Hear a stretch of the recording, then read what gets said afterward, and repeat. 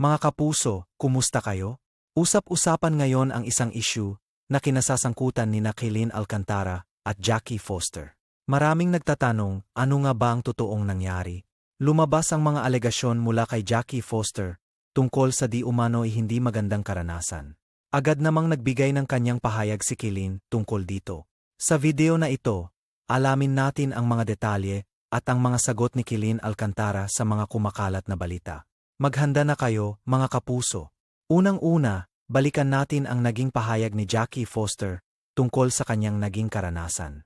Ano na ba ang kanyang sinabi?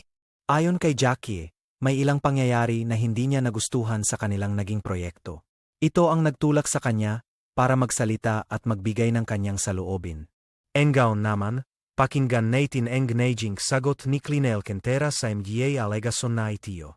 Handa na ba kayong malaman ang kanyang panig? Sa kanyang pahayag, sinabi ni Kylene na ikinalulungkot niya ang naging karanasan ni Jackie. Gusto niyang linawin ang mga bagay-bagay para sa lahat. Binigyang diin ni Kylene na wala siyang intensyon na makasakit o makapagdulot ng anumang paghihirap kay Jackie Foster. Gusto niyang maging malinaw ang lahat.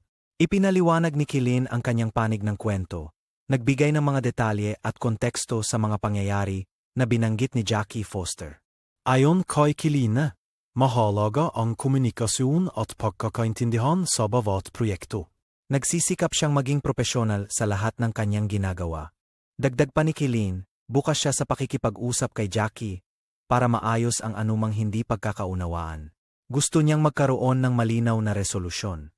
Hinikayat ni Kylene ang publiko na maging responsible sa pagbabahagi ng impormasyon. Mahalaga ang pagiging maingat sa mga salita at opinyon. Pinunto rin ni Kylene ang kahalagahan ng respeto sa bawat isa, lalo na sa industriya ng entertainment. Dapat aniyang maging magalang sa kapwa. Sa huli, umaasa si Kylene na maliliwanagan ang lahat sa isyu na ito. Gusto niyang magpatuloy sa kanyang trabaho at magbigay saya sa kanyang mga tagahanga. Maraming salamat sa inyong panonood, mga kapuso.